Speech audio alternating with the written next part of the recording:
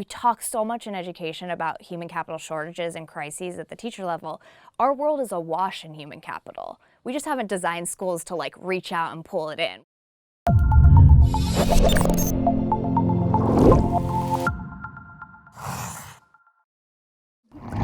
Julia Freeland-Fisher, great to have you here today. Thank you, You've written a new book, Who You Know, out from Wiley Publishers. Who You Know, it's an education book, and what's it about?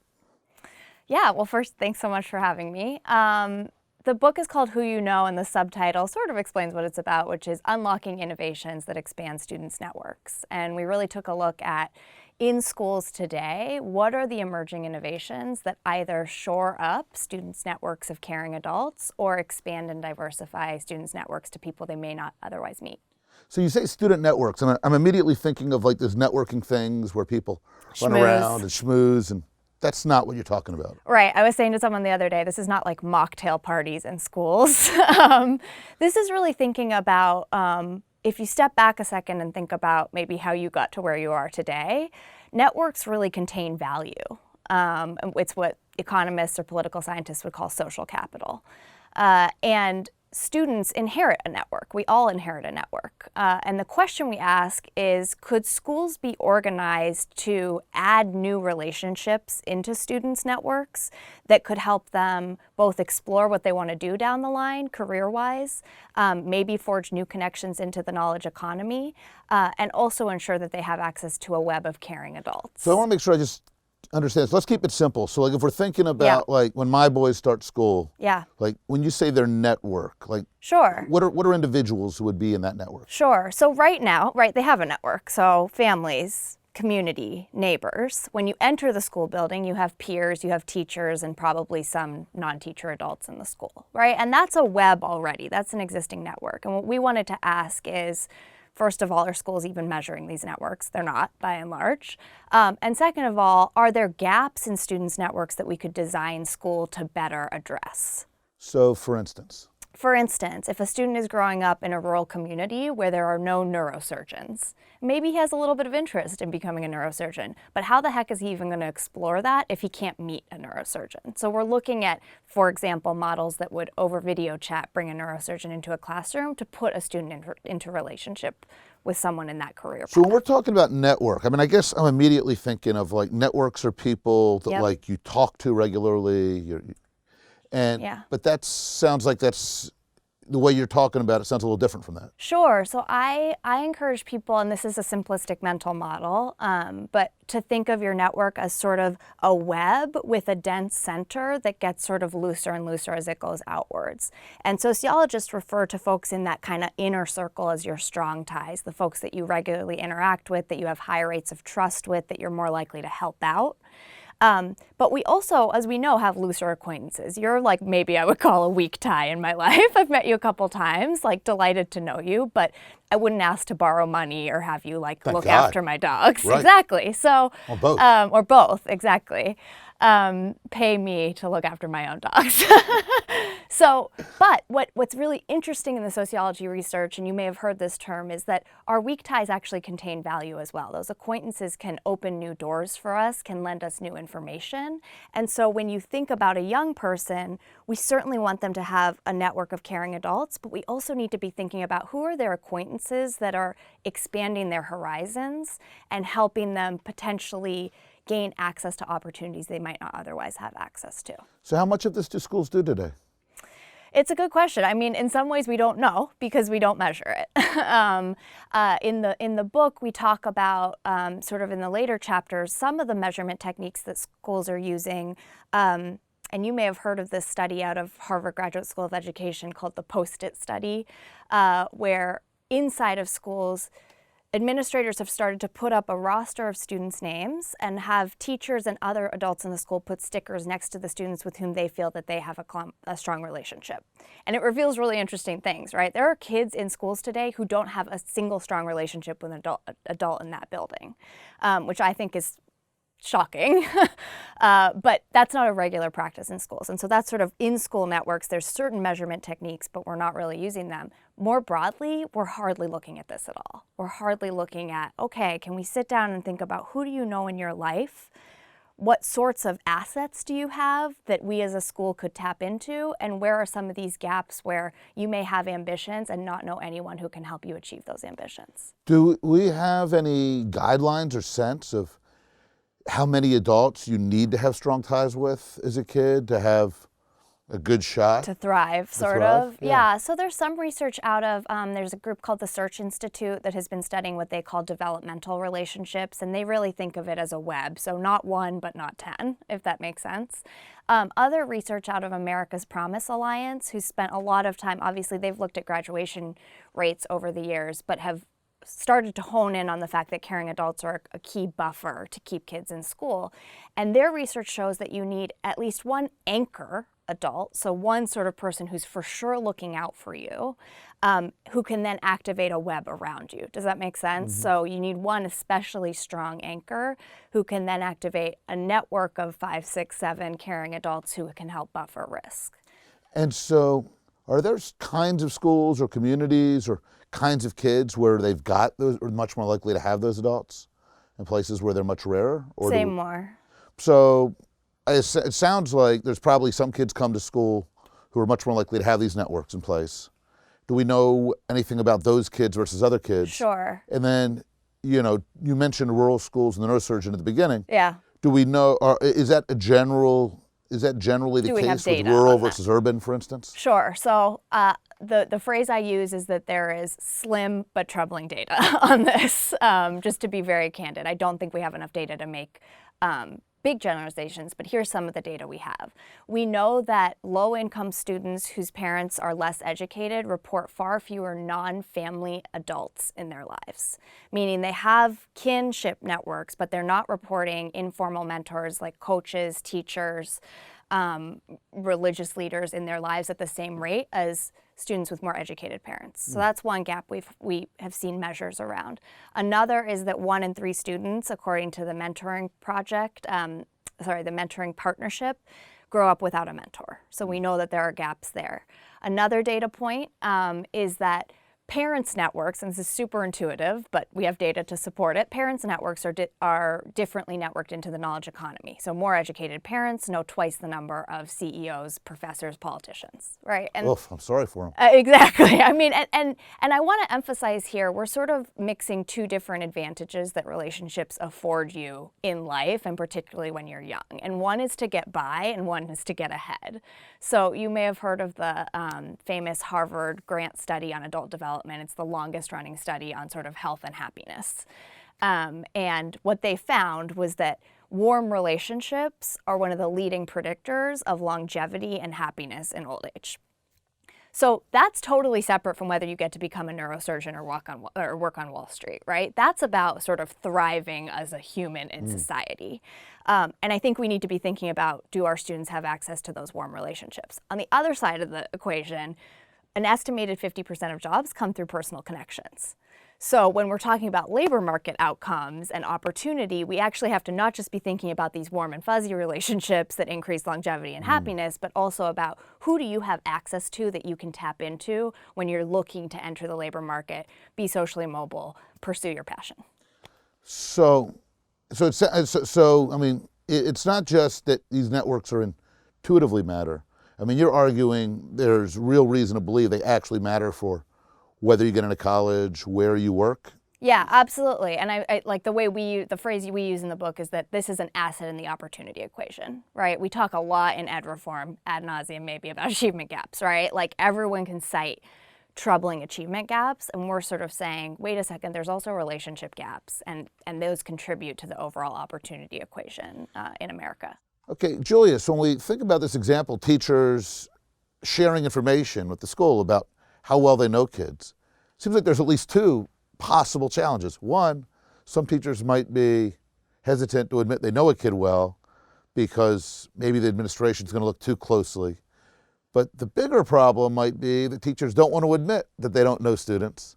And so do you wind up getting unreliable information?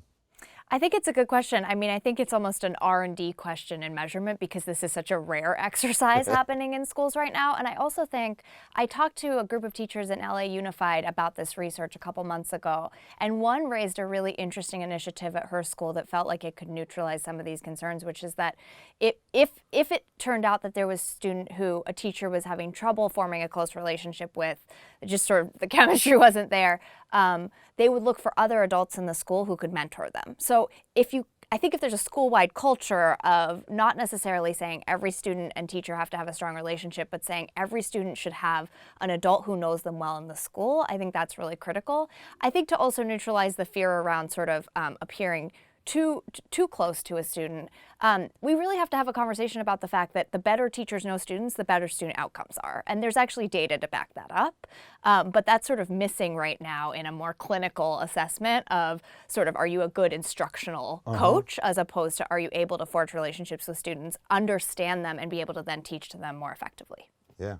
I mean, we've almost literally taken it out of the equation. When we talk about effective teachers, yep. It's, do you move reading and math assessment scores at the end of the year? Yep, absolutely. So what are a couple of things schools can do? So on this something like we pipe this neurosurgeon into a rural school, you're not developing a relationship with them. They're probably not going to help you get a job. Yep. So as you think about kind of the advice in the book to real schools, to real educators, to families, to actually doing this, how do you help them think it through? Yeah, so can I be wonky for a second?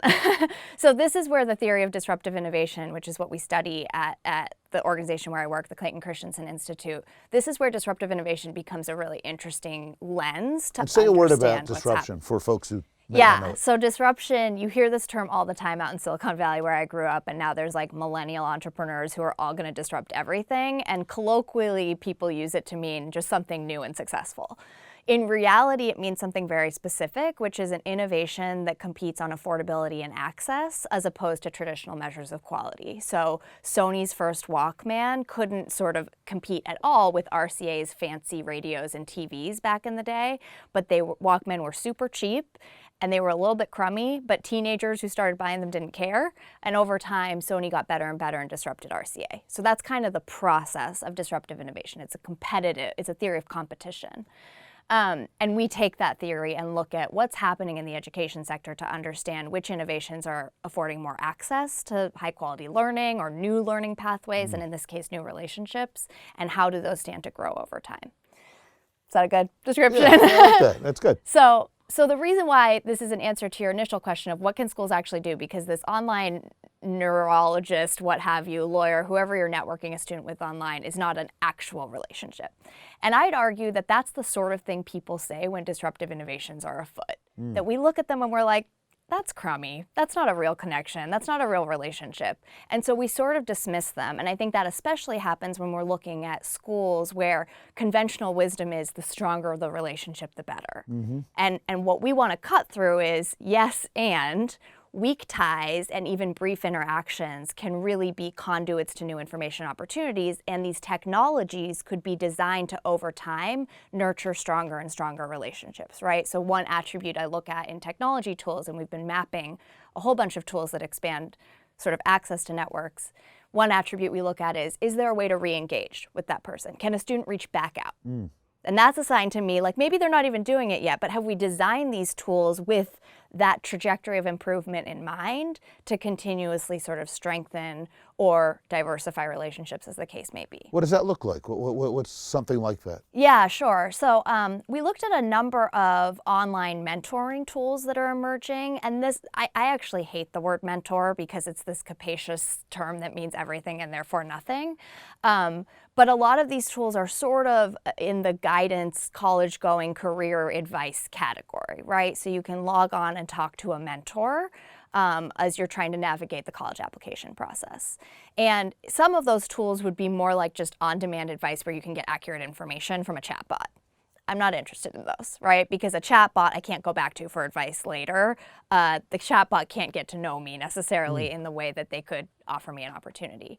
But there are tools out there, one we talk about in the book, Student Success Agency, which are networking high school students with near-peer mentors who are in college. So near-peer meaning? Meaning the high schoolers are, junior, senior year, and the mentors are in college. So not necessarily geographically near. No, sorry. Near peer is a sort of term of art in the mentoring world, meaning of a close age. Gotcha.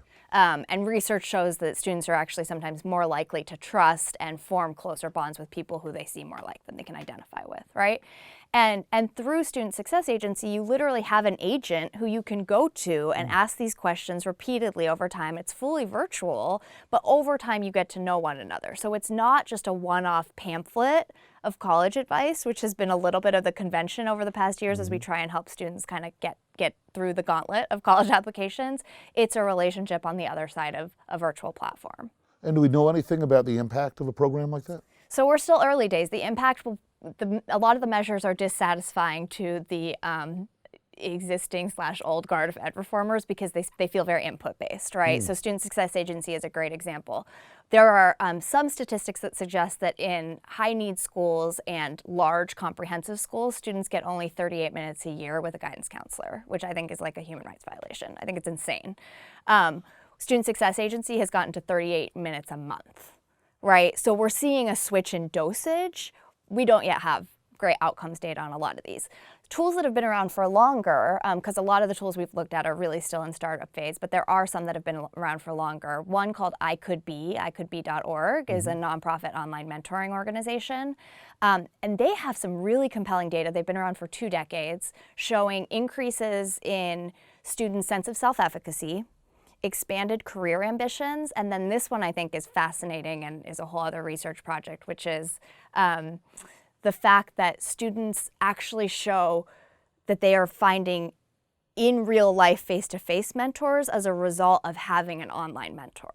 So there's a low stakes sort of practice of interacting with an adult in the online environment that's leading them to grow their networks offline, which is pretty exciting. So when you that's some outcomes. So when you talk to like parents or teachers about this, are there things that they should know to ask? Are there things they should be wondering about that people haven't been thinking about? About just generally social capital? About social capital, but particularly about these networks. Are there... Yeah, I mean, I think... If I'm a parent and I want to know, how do I expand my kid's network? What should I ask my school about what they're doing or what they should be doing? Yeah, so I think this is sort of a no-brainer, but like, do we even have a baseline, right? Do we even know the social assets that a school may have but is not tapping? Because one of the things that like sort of blows my mind when I step back from the past 3 years of doing this research is we talk so much in education about human capital shortages and crises at the teacher level. Our world is awash in human capital. We just haven't designed schools to like reach out and pull it in, whether that's in the form of volunteers or sort of part-time folks coming in and out of schools, community members, experts. So I think getting that baseline data and then getting almost an outer ring of data of what is around our school that we could be tapping into from sort of a human capital perspective, and we're not. And I know I've talked a lot about technology as an online tool to interact, but there's also a number of platforms starting to emerge that help schools kind of take stock of those local assets and coordinate them, because I can sort of see in your eyes the logistical nightmare of doing this is perceived sometimes to be insurmountable. And I mean, one of the interesting things here is obviously folks, who've written about the erosion of social capital. Yeah. So Bob Putnam, Charles Murray. One of the things they talk about is that youth used to be surrounded by institutions which would do this, churches, youth groups. Yep. And one of the things I hear you pointing out is, especially for kids who aren't in the more educated households, yes, a lot of that stuff has fallen by the wayside. So is part of what you're doing talking about ways that schools can start to stand in for some of the stuff that's not there? Yeah, I knew you were going to ask this question, Rick, but I still don't have, I think this is actually a debate we need to have in the reform conversation, because I anchored on school as a core institution that could, to your point, start to fill in. I don't think school is the only institution that can do this, right? In one of the chapters in the book, we highlight the story of a a composer named Bear McCreary. Have you heard of this guy? He's kind of the breakout composer of our generation. He scored stuff like The Walking Dead. And some like popular horror films, and which says something about our generation, yes, or my limited knowledge of pop culture. But his story is really interesting because he was sort of a self-professed, bored, cocky teenager, not that engaged, and he went to a Rotary luncheon in a small town in Washington where he was growing up. Sort of told his story, wanted to go back to school, didn't want to talk to the awkward old men in the room. And this guy comes up to him afterwards and he's like, I think you should meet my friend. He's sort of like dismissive. And it turns out his friend is a guy named Elmer Bernstein, who's like the composer of the last generation, and eventually met him and became his protege. And he calls it a cosmic coincidence. But when sociologists would look at that, they would say that's actually not totally a cosmic coincidence. That was an institution that brokered that connection. And I think we lose sight of that in our institutional designs, not only for the reasons that you described of like fewer people are going to church, there's sort of less civic membership, but even the way we've designed school as this bizarrely insular institution that doesn't let kids out and doesn't let outsiders in, even though school could be that broker.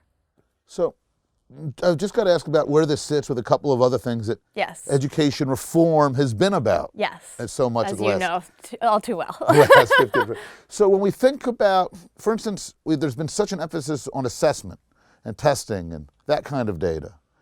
And how does this sit along? Is this partly a critique of that emphasis? Is this a correction? How do those two sit side by side?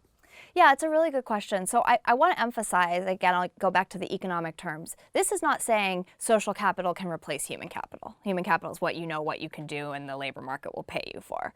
This is just saying social capital matters alongside human capital in the opportunity equation. So nothing about sort of testing runs afoul of saying we need to network students into opportunity. We need to be investing in both. And in fact, the research shows that returns on your network increase at higher education levels, which really tells us that we need to be doing these in tandem. But does this suggest that we worry sometimes about the amount of time and energy devoted to reading and math instruction, test preparation? It seems that those things probably come in some part at the expense of a trade-off. Opening up schools, field trips, things which expose kids to network possibilities. Yes, along these other measures. I don't disagree. I do think, and one of the things we started tracking when we were looking at the technology market earlier on was how many companies are being pulled into becoming curriculum companies as opposed to network expanding companies, because that's where the demand is, right? And some have had to go that direction to sustain themselves. And I think paying attention to that trade-off is really key. I think you're getting at a different thing, which is, again, I'm not against testing, but in the absence of measures for these other things, we're going to always fall back on testing as the metric that we focus all of our energy and dollars on. And where does this sit in terms of the school choice conversation? Are they two different conversations? Is choice problematic? Is it helpful? Yeah, so I'll answer that in a kind of roundabout way, which is how I think we think about choice at the Christensen Institute, because sort of early days we were very clear that charter schools are not disruptive relative to traditional schools because they're still serving mainstream consumers, which is a wonky point, but key to the thing I'm about to say, which is we're more interested in instructional choice than school choice. So how are we expanding the pathways available to a student, whether that's in a charter or a district school? Because a lot of charter schools have actually replicated very traditional instructional models, some of them getting fabulously better results, others not, right? But they haven't actually necessarily innovated around the instructional model to the degree that we think would lead to better student outcomes at the level of individual students. So I think that I'm excited about school systems that are trying to multiply the pathways. We call them slots in the book, the slots through which students can learn. And I think that's happening right now in both the charter and district sector, with charters having obviously some more leeway to do so. Last question. Yeah. What's one piece of advice you would give to kind of school reformer types out of the book? What's one thing that they can do better? Yeah, I mean, I think we really have to be honest about the ingredients to opportunity right now. I think a lot of people in that conversation got where they are today, not just because they worked the hardest, but because of who they know. And that's not a bad thing. That can sound very cynical. I don't think that's a bad thing at all. I think all of this life is a fundamentally social endeavor, but we have to own how we got to where we are and think about what does that mean for designing the right experiences for all students. Julia, that was fascinating. Thank you so much for the conversation. I think folks will get a lot out of the book. It's now available, and looking forward to, a more robust conversation about how we do right by kids. Thank you. Hey, pleasure to know you. Good to see you.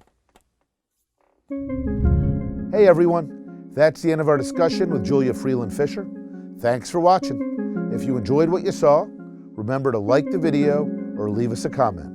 And be sure to check out the rest of our videos and research from AEI.